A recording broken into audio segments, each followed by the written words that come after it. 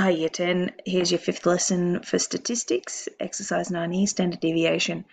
Now, you aren't doing questions 1, 2, 3, 4, you're actually only doing a couple of questions from this, so let me just quickly fix that up.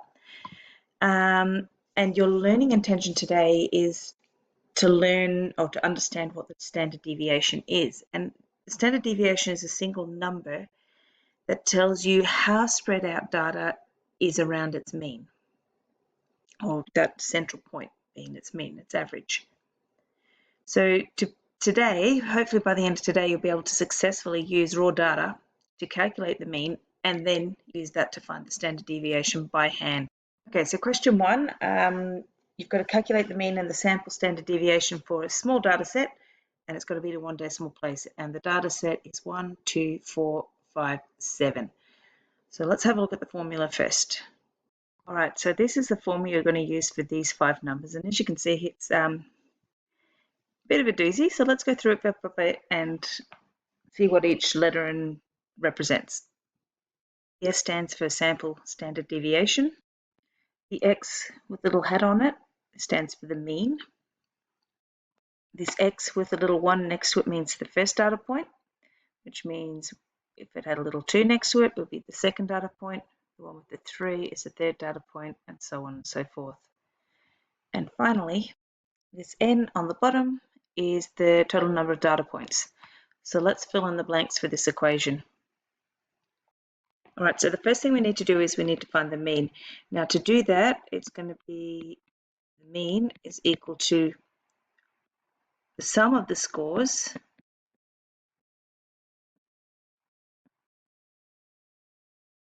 divided by the number of scores. So we're going to go 1 plus 2 plus 4 plus 5 plus 7 divided by 5 scores, 19 divided by 5. Now I can't do that in my head, so I'm going to cheat and look it on a calculator.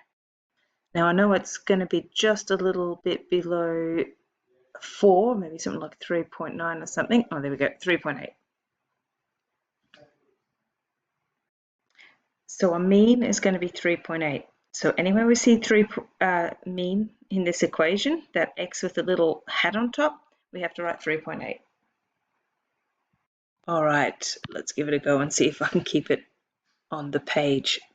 So S equals, the first score was 1 minus 3.8, and we square that, plus the second score, which is 2 minus 3.8, and we square that, plus the third score, 4 minus 3.8, and we square all that, plus 5 minus 3.8, and we square all that, plus 7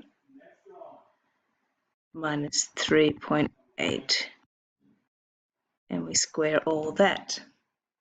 Now I'm going to get the ruler to help me draw the line straight. We're going to divide that entire thing by n minus 1. Oh, not n, pardon me. It is going to be the number of scores, so it's going to be 5 minus 1. And then we're going to have to square root the whole thing. I'll get my ruler again. All right, there it is.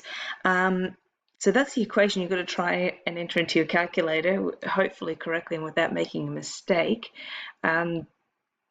Use your brackets to help you. You might like to, as you enter it in your calculator, put a larger bracket around the top line. So around all this. Okay, and you might like to either enter that the bottom line just as 4 or wrap it a bracket around it as well. So just take your time with that, make sure you enter it properly. Okay, once I plugged that into the calculator, and honestly it took me a couple of times getting all those brackets in the right spot and not forgetting them.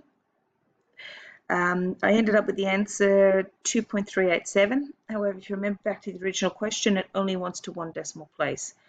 So to find that decimal place, we're going to, and I'll just get a different color pen. We're going to stop it there, look at the next digit. If it's higher than 5, we need to round up.